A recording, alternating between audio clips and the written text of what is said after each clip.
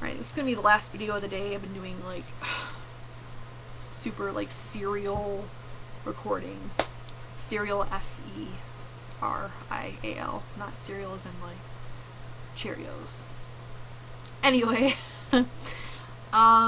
going to tell you basically my DIY routine, because I wouldn't say that, okay, I'm an experienced DIY do-it-yourselfer, e-liquid maker, whatever you want to call it, but I'm not like an expert.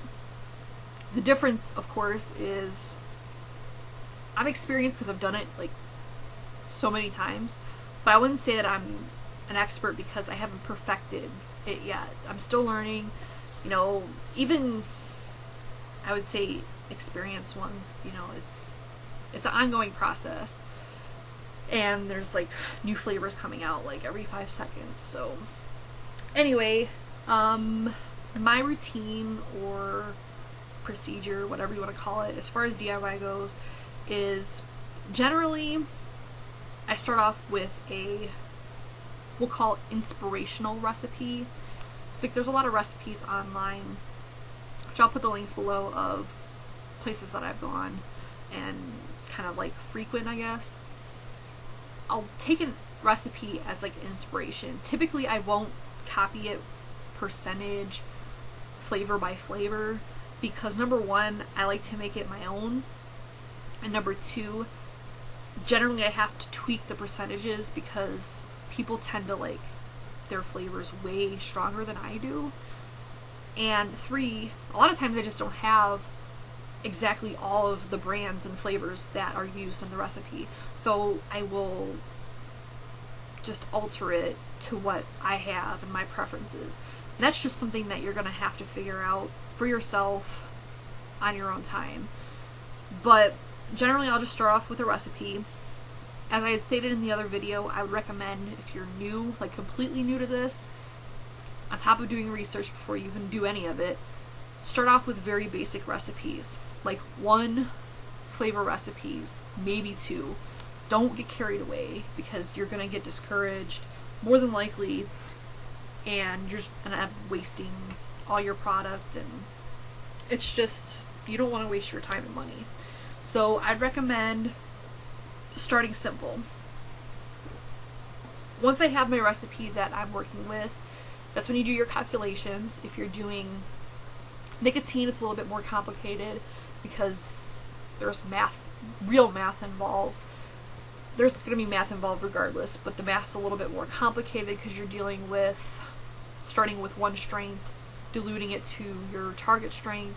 Then there's PG-VG ratios for both your nicotine base and whatever completed ratio that you're looking for. I'd recommend using a calculator specifically designed to do this, because then you're less likely to mess it up. Because the problem is, with math like this, or math in general, you make one mistake and it's going to mess up everything.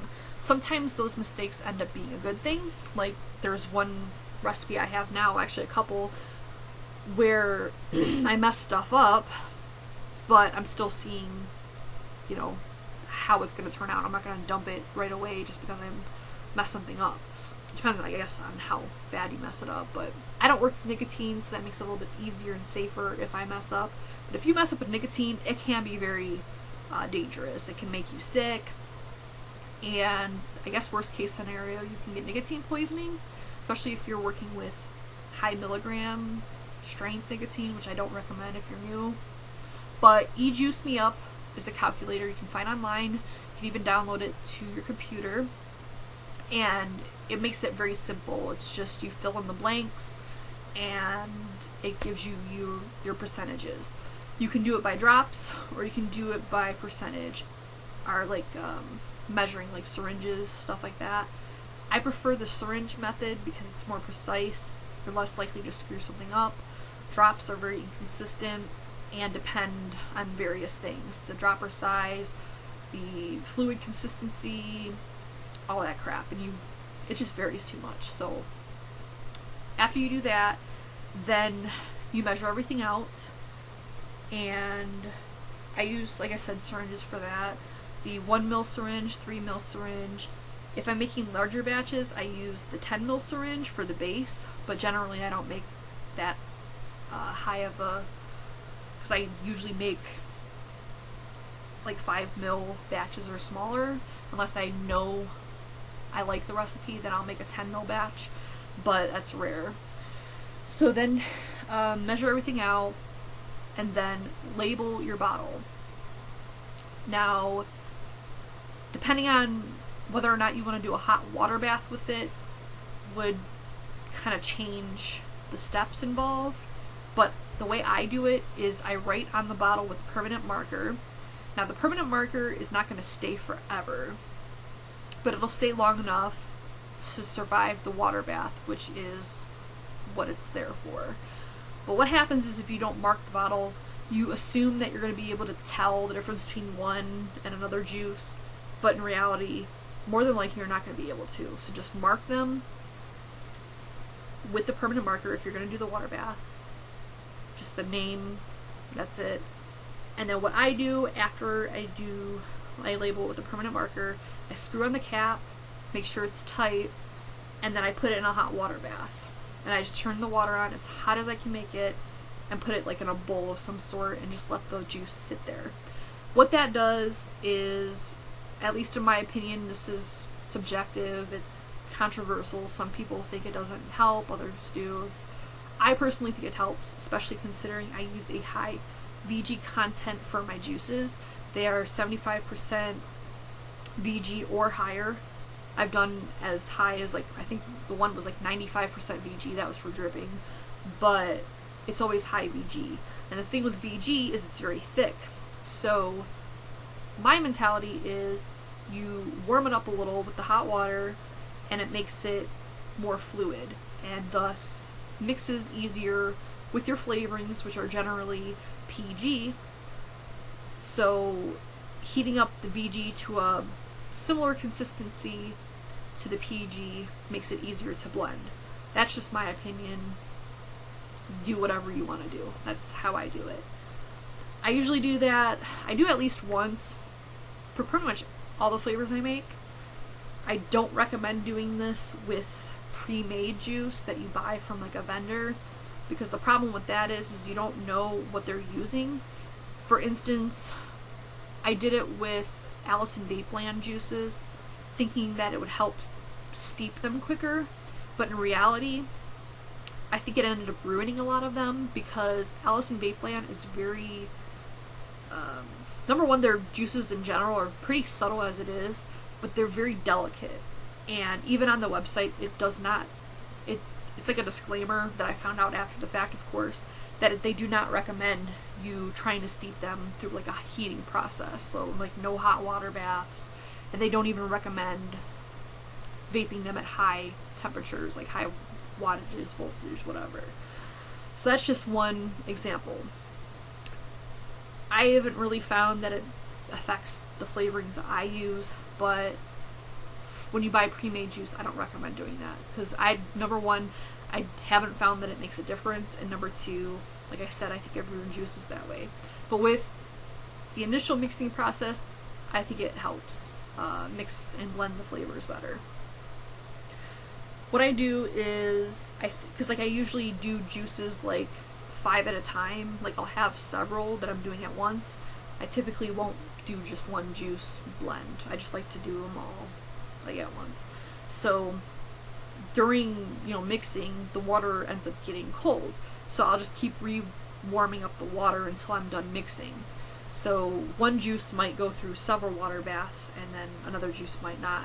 But I just keep, heating up the water until I'm done, and then after that I do usually like one more hot water bath, and then I'm done. There's really no particular amount that I do as like a consistent type thing. It's just however many until I'm done with my process. And I'm not even sure that the multiple water baths do anything, but whatever. So then after that, I let them come down to room temperature, and then at that point they kind of thicken up. And then once they're dry, because they're going to be wet from the water, I put a label on them, like a real label. I use the Avery labels, the address labeled kind. You can get them at like Walmart, probably Kmart, Target, any of those kind of places. They're usually by the craft section or the printer section, because you can actually put them in your printer and print them out like a legit professional label, which is really cool. And they have software on their website that you can use that's free. At least last time I went, it was. And it's really cool. I don't go through the trouble of doing that because I don't really care. I just write on them, slap it on the bottle, and then usually to make sure that the label sticks, I go over it with packing tape. That's optional, but I found that the Avery labels, at least mine, which they are old, which is probably why they don't stick as well, but they don't stick extremely well to the bottles. I haven't really found any labels that do, but with the packing tape around it, that kind of, you know, solves that, and it makes it kind of like a waterproof seal on it. So then, and on the label, I write the name of the juice, the date that I mixed it, and if I added nicotine, I put that amount, and then just put it in a box and let it steep. And when I'm, you know, before I'm mixing or whatever, I write it down somewhere or I type it on the computer as far as, like, you know, the name, the percentage of each flavoring, and the date that it was, you know, done. And that helps as far as, you know, if the mixture is good, then you have that recipe and can redo it at a later time when you need more juice. And then also, as it's steeping, you can make notes on it and just know how long that it takes to steep and all that good stuff. So you're definitely going to want to date it, and you're going to want to label and date it as soon as possible, because there's, again, been other instances where I either forget to label it or the label rubs, like the marker rubs off, and then now I have no idea what juice that is. Like, I don't know, because a lot of the juices that I make are among the same profile. So, like, you know, I'm really big into fruits, and really mainly fruits and candy kind of vapes, at least recently, and then like some custards, but you know, a lot of those smell the same, so you don't want to do that. You don't want to have a wonderful recipe that comes out amazing and then not be able to replicate it. That's so annoying. So just do that. If you have children or pets, getting the child-proof, you know, bottles are a good idea.